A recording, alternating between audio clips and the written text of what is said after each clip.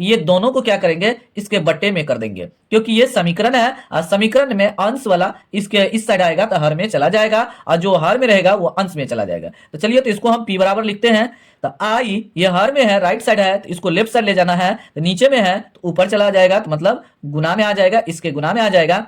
और आर और टी को हम इसके नीचे लाएंगे क्योंकि ये ऊपर में है, इस साइड नीचे आएगा, तो ये इस तरीके से हो जाएगा आर गुना टी बराबर पी हो जाएगा। देखिए फ्रेंड्स, आज हम आप लोगों को नया टॉपिक बताने वाला हूं जिसका नाम है सिंपल इंटरेस्ट, जिसको हिंदी में साधारण ब्याज बोलते हैं।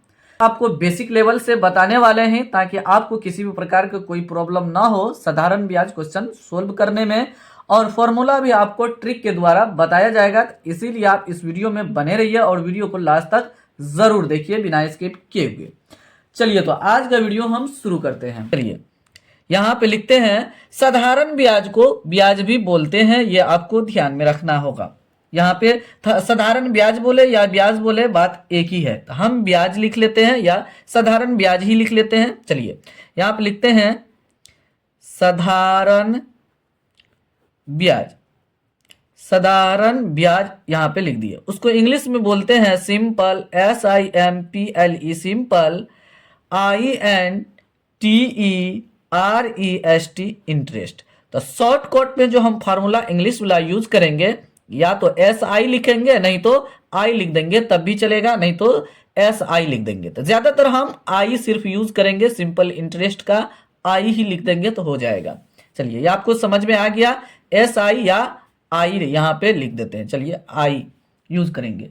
उसके बाद मिश्रधन, मिश्रधन, मिश्रधन को इंग्लिश में अमाउंट बोलते हैं, AMOUNT अमाउंट। उसको A से सूचित किया जाता है कैपिटल A के द्वारा।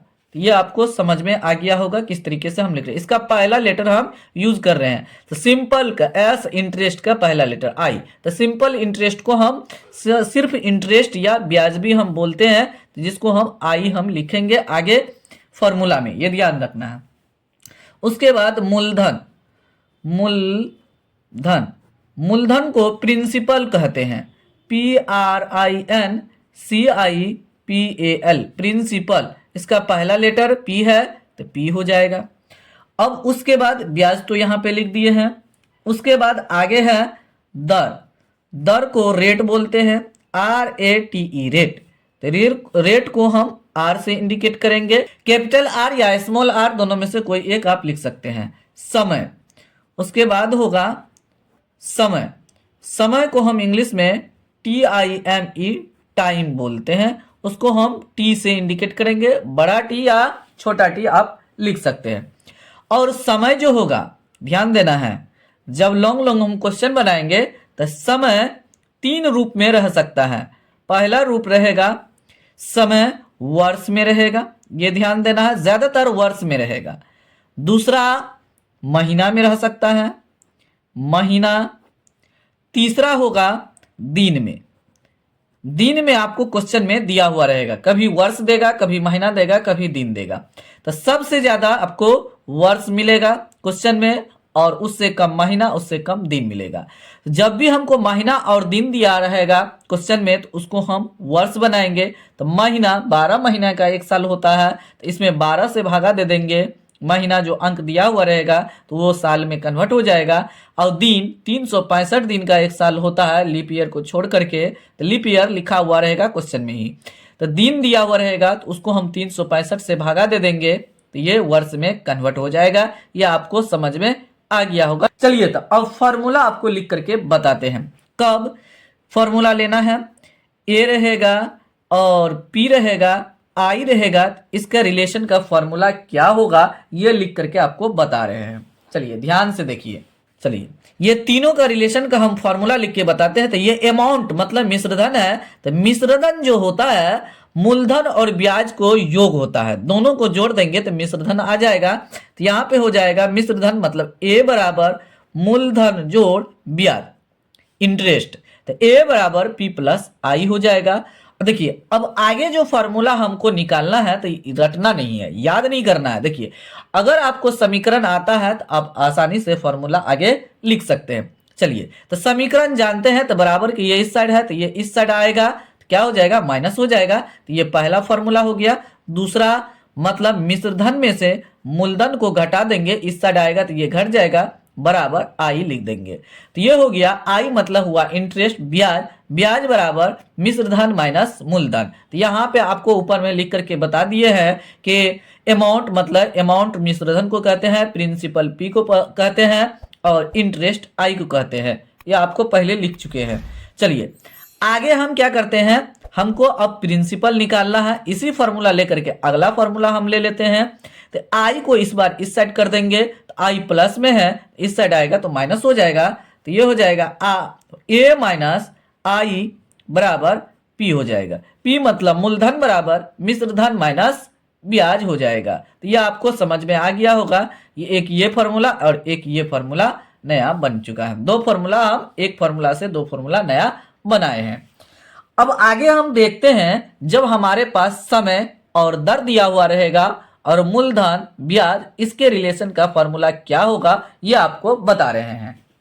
कब, जब मेरे पास रहेगा प्रिंसिपल रहेगा मतलब मूलधन रहेगा, ब्याज रहेगा, दर रहेगा आर रहेगा और टी रहेगा, तब इसके रिलेशन का फॉर्मूला क्या होगा ये जानना जरूरी है। तब हो जाएगा ब्याज बराबर पी गुना आर गुना टी बटे 100।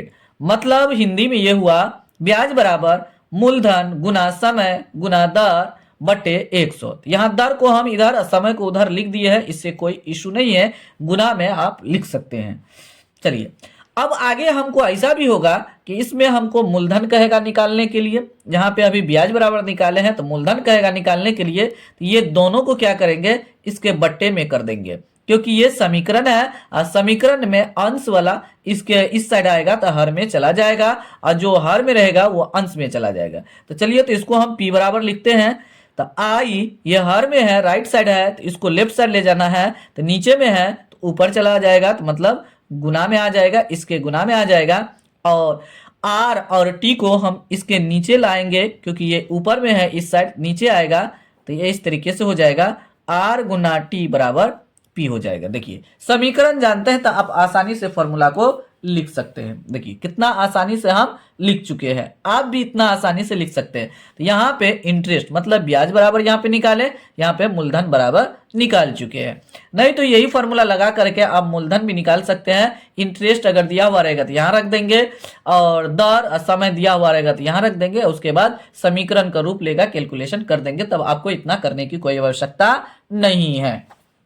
चलिए अब उसके बाद ऐसा भी हो सकता है कभी दर कहेगा निकालने के लिए, तो P और T को इसके नीचे में कर देंगे, बाद बाकी ऊपर में सेम रहेगा।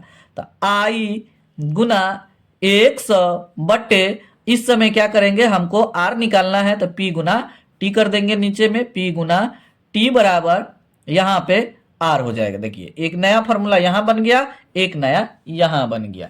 देखिए नया नया फॉर्मूला आप आसानी से बना सकते हैं।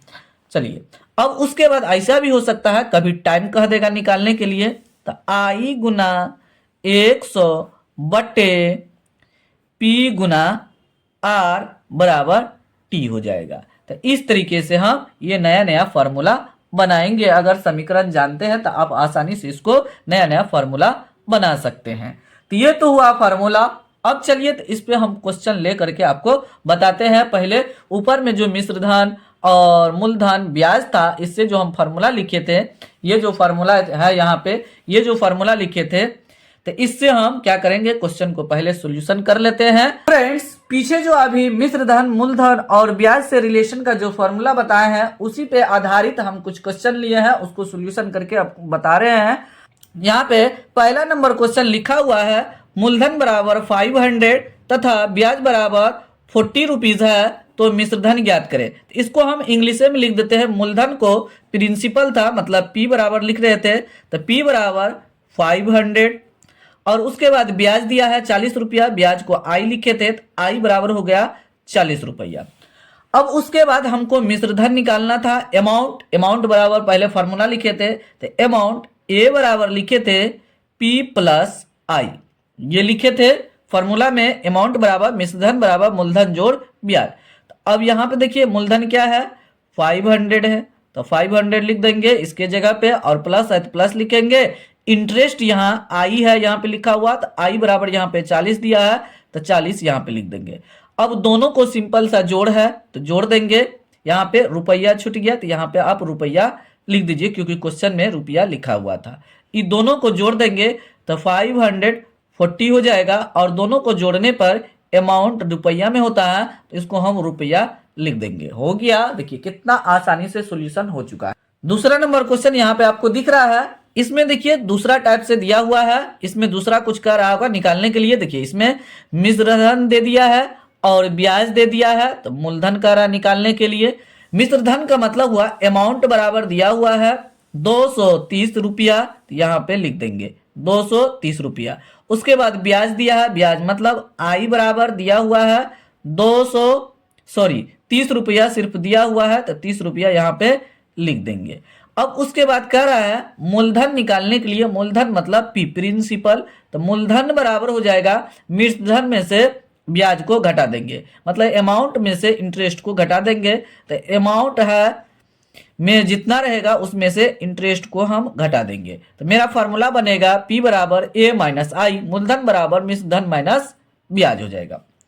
अब यहाँ पे 230 है तो 230 लिख देते हैं। ए की जगह पे ए बराबर लिखा हुआ है तो ए की जगह पे लिख देंगे। उसके बाद घटो है तो घटो लिखेंगे। आई बराबर यहाँ पे 30 है तो 30 लिख देंगे। अब 230 में से 30 घट जाएगा तो 200 हो जाएगा। ये प्रिंसिपल हो गया मेरा 200। यही मेरा फाइनली आंसर है। देखिए कितना आसानी से सॉल्यूशन हो रहा है। तीसरा नंबर क्वेश्चन यहाँ पे लिखा है, यदि मूलधन 1500 रुपया तथा मिश्रधन 1650 रुपया है तो ब्याज ज्ञात करें। मूलधन का मतलब हुआ P दिया हुआ है, तो P बराबर है 1500 रुपया, यहाँ पे लिख देंगे। जो जो दिया हुआ है यहाँ पे लिखते जाएंगे।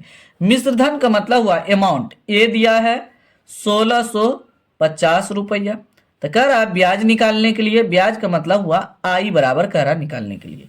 तो आई बराबर मेरा फॉर्मूला हो जाएगा मिश्र धन में से मूलधन को घटा देंगे तो मेरा आंसर आ जाएगा।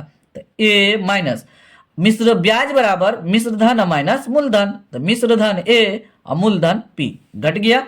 अब उसके बाद ए के जगह पे है यहाँ पे ए बराबर लिखा हुआ है 16 से 50, इसकी जगह पे लिख देंगे 16 से 50 घटो। अब पी बराबर यहाँ पे दिया है 15 से, तो पी की जगह पे लिख देंगे 1500। अब इसको घटाएंगे 16 से 50 में से 1500 घटाएंगे, इतना रुपया हो जाएगा। यही मेरा फाइनली आंसर है। उम्मीद करते हैं कि ये आपको समझ में आ गया होगा यहाँ तक जो बताया है। तो आप अगर नए हैं, पहली बार आए हैं चैनल पे, चैनल को अवश्य सब्सक्राइब कर लीजिए और प्ले लिस्ट में जा करके अपना बेसिक मैथमेटिक्स स्ट्रॉन्ग करना है। तो सभी वीडियो को जाके जरूर देखिए। फिर भी आपको किसी भी प्रकार का डाउट है, प्रॉब्लम है, तो जरूर कमेंट बॉक्स में कमेंट कीजिए और इस चैनल को ग्रो करने में हेल्प जरूर कीजिए। फिलहाल वीडियो को यहीं समाप्त करते हैं, मिलते हैं अगले वीडियो में। तब तक आप लोग इस चैनल के सभी वीडियो को देखते रहिए, एंजॉय लीजिए, नो टेंशन में रहिए। Thanks for watching this video.